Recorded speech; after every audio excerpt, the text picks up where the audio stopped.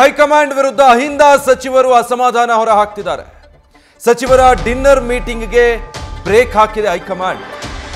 ಮತ್ತೊಂದು ಕಡೆ ಕೆಪಿಸಿಸಿ ಅಧ್ಯಕ್ಷ ಸ್ಥಾನದ ಮೇಲೆ ಈ ಸಚಿವರು ಕಣ್ಣಿಟ್ಟಿದ್ದಾರೆ. ಇದಕ್ಕಾಗಿ ಸಚಿವ ಸ್ಥಾನ ತ್ಯಜಿಸೋದಕ್ಕೂ ಕೂಡ ಸಚಿವರು ಸಿದ್ಧವಾಗಿದ್ದಾರೆ. ಆದರೆ ದಲಿತ ಸಚಿವರ ಬಗ್ಗೆ ಹೈಕಮಾಂಡ್ ಮಾತ್ರ ತಲೆ ಕೆಡಿಸ್ಕೊಳ್ತಾ ಇಲ್ಲ. ಕೆಲ ನಾಯಕರ ವಿಚಾರಕ್ಕೆ ಮಾತ್ರ ಮಹತ್ವ ಕೊಡ್ತಾ ಇದೆ ಹೈಕಮಾಂಡ್ ಅಂತ ಸಚಿವರು ಹೈಕಮಾಂಡ್ ವಿರುದ್ಧವೇ ಅಸಮಾಧಾನಗೊಂಡಿರೋದು. ಕೆಲವರ ಹೇಳಿಕೆಗಳಿಗೆ ಅಥವಾ ಕೆಲವರ ವಿಚಾರಕ್ಕೆ ಮಾತ್ರ ಮಹತ್ವ ಕೊಡೋದಾದ್ರೆ ನಮ್ಗೆ ಯಾವ ರೀತಿ ಸ್ಥಾನಮಾನ ಇದೆ ಅನ್ನುವಂಥದ್ದು ದಲಿತರಿಗೆ ಅಸಮಾಧಾನ ಕಾಡ್ತಾ ಇರೋದು. ಯಾಕೆ ಅಂತ ಹೇಳಿದ್ರೆ ಡಿನ್ನರ್ ಮೀಟಿಂಗ್ಗೆ ಹೈಕಮಾಂಡ್ ಸೂಚನೆ ಕೊಟ್ಟು ಯಾವಾಗ ಅದನ್ನು ತಡೆ ಹಿಡಿತೋ ಆಗಿಂದ ಈ ರೀತಿಯಾಗಿ ಅಸಮಾಧಾನ ಶುರುವಾಗಿದೆ. ಹೈಕಮಾಂಡ್ನ ನಡೆಗೆ ಅಹಿಂದ ನಾಯಕರು ಅಸಮಾಧಾನಗೊಂಡಿದ್ದಾರೆ. ಈಗ ಕೆಪಿಸಿಸಿ ಅಧ್ಯಕ್ಷ ಸ್ಥಾನ ಸಿಗೋದಾದ್ರೆ ನಾವು ಸಚಿವ ಸ್ಥಾನ ತ್ಯಜಿಸೋದಕ್ಕೂ ಸಿದ್ಧ ಅನ್ನೋ ಹಂತದಲ್ಲಿ ಕೆಲ ಸಚಿವರು ಇದ್ದಾರೆ. ಡೀಟೇಲ್ಸ್ ಕೊಡ್ತಾರೆ ಶಿವಪ್ರಸಾದ್, ಲೈವ್ ನಲ್ಲಿ ಜಾಯ್ನ್ ಆಗ್ತಾ ಇದ್ದಾರೆ. ಶಿವಪ್ರಸಾದ್, ಈಗ ಪಕ್ಷ ಹೈಕಮಾಂಡ್ ಏನ್ ಹೇಳುತ್ತೋ ಅದೇ ಅಂತಿಮ ಅಂತ ಎಲ್ಲ ನಾಯಕರು ಹೇಳ್ತಾರೆ.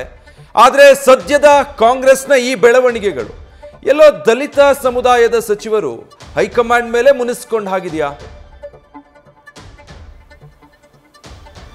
ಖಂಡಿತವಾಗಿಯೂ ವಿಜಯ್, ಯಾವಾಗ ಡಿನ್ನರ್ ಪಾರ್ಟಿಗೆ ಬ್ರೇಕ್ ಹಾಕಿದ್ರು ಅವಾಗಿಂದನೂ ಕೂಡ ದಲಿತ, ಅದರಲ್ಲೂ ಪ್ರಮುಖವಾಗಿ ಅಹಿಂದ ಸಚಿವರು ಹೈಕಮಾಂಡ್ ವಿರುದ್ಧ ತಮ್ಮ ಅಸಮಾಧಾನವನ್ನ ಹೊರಹಾಕ್ತಾ ಬಂದಿದ್ದಾರೆ.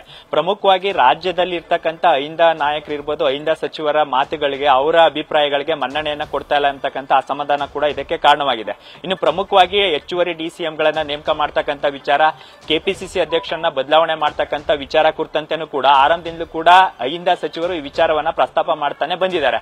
ಆದ್ರೆ ಹೈಕಮಾಂಡ್ ನಾಯಕರು ಈ ರೀತಿ ಅಂದ್ರೆ ಕೇವಲ ಒಂದು ವರ್ಗದ ಕೇವಲ ಏಕ ವ್ಯಕ್ತಿಗಷ್ಟೇ ಪ್ರಾತಿನಿಧ್ಯವನ್ನ ನೀಡ್ತಾ ಇದ್ದು ನಮ್ಮ ಅಭಿಪ್ರಾಯಗಳಿಗೆ ಮನ್ನಣೆ ನೀಡ್ತಾ ಇಲ್ಲ ಅಂತಕ್ಕಂಥ ಅಸಮಾಧಾನವನ್ನು ಕೂಡ ಹೊರಹಾಕ್ತಾ ಇದ್ದಾರೆ.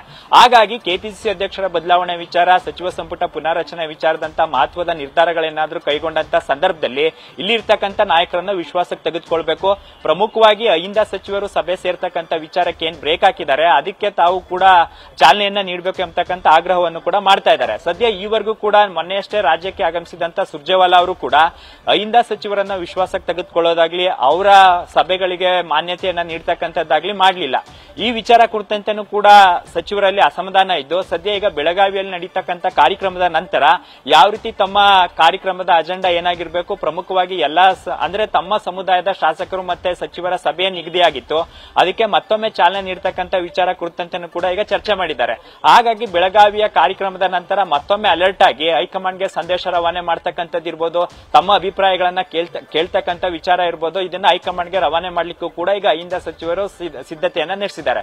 ಸದ್ಯ ಹೈಕಮಾಂಡ್ ನಡುವೆ ಯಾವ ರೀತಿ ನಡೀತಾ ಇದೆ, ರಾಜ್ಯದಲ್ಲಿ ಏಕಪಕ್ಷೀಯ ನಿರ್ಧಾರಗಳಿಗೆ ಹೈಕಮಾಂಡ್ ನಾಯಕರು ಆಸ್ಪದವನ್ನ ನೀಡ್ತಾ ಇದ್ದಾರೆ, ಅವ್ರಿಗೆ ಹೆಚ್ಚಿನ ಮಾನ್ಯತೆಯನ್ನ ನೀಡ್ತಾ ಇದ್ದಾರೆ ಎಂಬತಕ್ಕಂಥ ಅಸಮಾಧಾನ ಈಗ ಅಹಿಂದ ಸಚಿವರಲ್ಲಿದ್ದು, ಸದ್ಯ ಮುಂಬರ್ತಕ್ಕಂಥ ದಿನಗಳಲ್ಲಿ ಮತ್ತೆ ಅದೇ ಅಹಿಂದ ಸಚಿವರಾಗಿರ್ತಕ್ಕಂಥ ಪರಮೇಶ್ವರ್ ಇರ್ಬೋದು, ಸತೀಶ್ ಜಾರಕಿಹೊಳಿ ಅವರು ಇರ್ಬೋದು, ರಾಜಣ್ಣ, ಮಹದೇವಪ್ಪ ಸೇರಿದಂತೆ ಇತರ ಸಚಿವರು ಸಭೆಯನ್ನ ಸೇರಿ ತಮ್ಮ ಮುಂದಿನ ನಡೆ ಏನಾಗಿರ್ಬೇಕು, ಹೈಕಮಾಂಡ್ಗೆ ತಮ್ಮ ಇರುವಿಕೆ ಇರ್ಬೋದು, ಜೊತೆಗೆ ಅಹಿಂದ ಮತಗಳು ಯಾವ ರೀತಿ ಕಾಂಗ್ರೆಸ್ ಪರವಾಗಿವೆ, ಗಟ್ಟಿಯಾಗಿ ನಿಲ್ತಕ್ಕಂಥ ನಾಯಕರುಗಳು ಯಾರ್ಯಾರು, ಈ ವಿಚಾರದಲ್ಲಿ ಹೈಕಮಾಂಡ್ ನಮ್ಮನ್ನು ಕೂಡ ಕನ್ಸಿಡರ್ ಮಾಡಬೇಕು ಎಂಬತಕ್ಕಂಥ ಪ್ರಬಲವಾದಂತ ಆಗ್ರಹ ಮಾಡ್ಲಿಕ್ಕೂ ಕೂಡ ಈಗ ಸಚಿವರು ಸಿದ್ಧತೆಯನ್ನ ನಡೆಸಿರ್ತಕ್ಕಂಥದ್ದು. Vijay, thank you Shivaprasad.